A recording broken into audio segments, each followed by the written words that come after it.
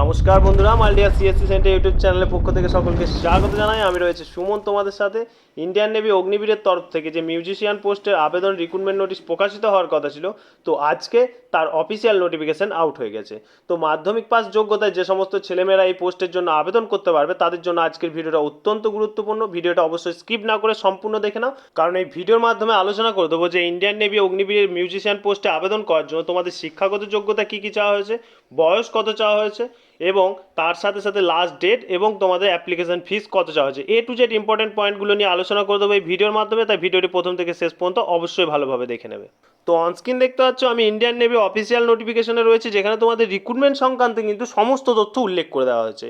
এখানে প্রথমে তোমরা দেখে নাও এডুকেশন কোয়ালিফিকেশন, শিক্ষাগত যোগ্যতা কী চাওয়া হয়েছে। Candidate must have passed matriculation exam with minimum 50% marks. অর্থাৎ এই যে পোস্টের রিক্রুটমেন্ট নোটিশ প্রকাশিত হয়েছে ইন্ডিয়ান নেভি, তো এই পোস্টে আবেদন করার জন্য তোমাদের 50% নাম্বার কিন্তু মাধ্যমিকে থাকতে হবে। 3 নম্বর পয়েন্টে এজ ক্যালকুলেশন তোমাদের কি বলা হয়েছে, candidate should be born between 1 July 2024 31 December 2028। অর্থাৎ 1 জুলাই 2004 থেকে 31 ডিসেম্বর 2008-এর মধ্যে কিন্তু তোমাদের ডেট অফ বার্থ হতে হবে, তাহলে কিন্তু তোমরা এই পোস্টের জন্য আবেদন করতে পারবে। 4 নম্বর পয়েন্টে দেখো তোমাদের মেরিটাল স্ট্যাটাস সম্বন্ধে আলোচনা করা হয়েছে। Only unmarried male and unmarried female candidate are eligible for this post. অর্থাৎ এই পোস্টে আবেদন করার জন্য তোমাদের যে সমস্ত ছেলেরা আবেদন করবে তাদের অবিবাহিত হতে হবে, মেয়েদেরকেও কিন্তু অবিবাহিত হতে হবে।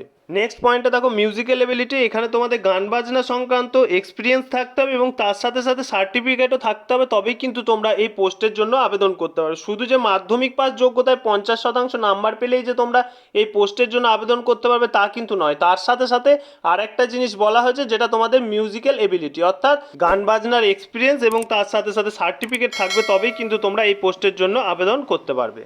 এরপর তোমাদের ফিজিক্যাল মেজারমেন্ট সম্বন্ধে আলোচনা করে দেওয়া হয়েছে ছেলে এবং মেয়েদের জন্য।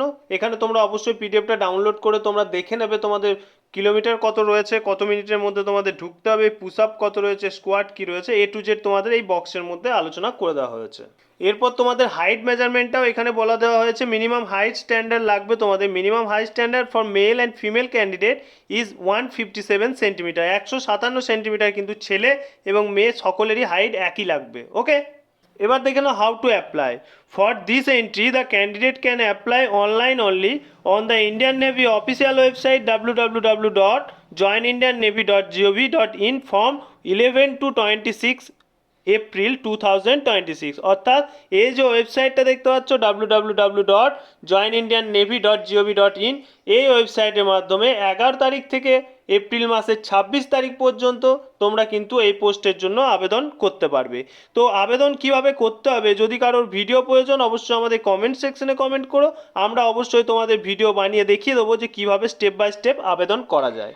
এখানে তোমাদের ফটোগ্রাফ সম্বন্ধেও আলোচনা করে দেওয়া হচ্ছে। রিসেন্ট ফটোগ্রাফ লাগবে এবং কালারফুল ফটোগ্রাফ লাগবে, যেটা তোমাদের 10 থেকে 50 কেবির মধ্যে হতে হবে।